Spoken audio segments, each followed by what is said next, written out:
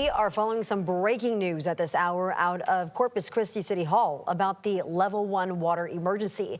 We have just learned the estimated timeline to hit it has been pushed back from September to December due to the recent rain that we've been seeing. Yeah, also happening out of council, a critical vote related to the new curtailment policies in the event of a level 1 water emergency has been delayed. City Council tabling the amendment for the drought contingency plan after an unexpected hiccup. On the table, whether to approve updated policies, including the baseline and surcharges for water use. Now, our Bill Churchwell was there for the expected vote. He joins us now in studio. So, Bill, kind of break it down for us. What all happened here?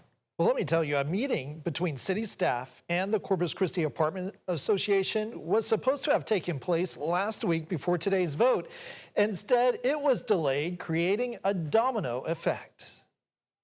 City Attorney Mouse Risley. It was to be the first of two readings that needed to be approved in order to change the policies implemented during a level 1 water emergency. The change raises the amount of water, or the baseline, for residential customers from what was 7,000 to 8,000 gallons per month.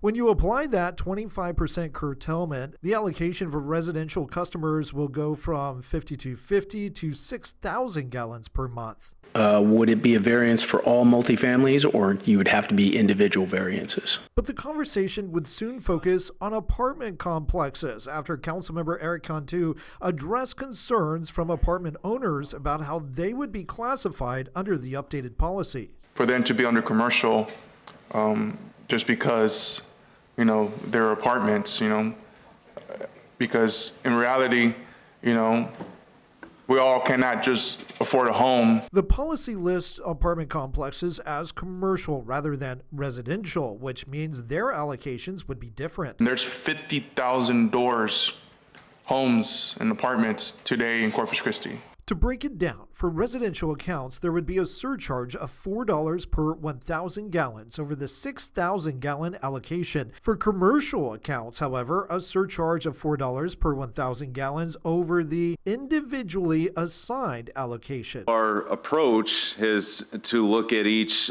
complex as an entity, so we would provide them with an individual baseline. I should live in apartments, and that was my home.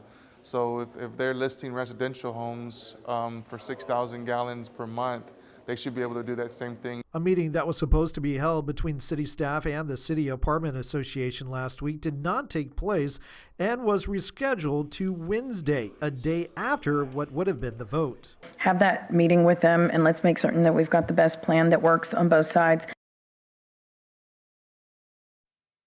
Again, the vote was delayed until the council's next meeting, which is June 2nd. Keep you updated. Back to you.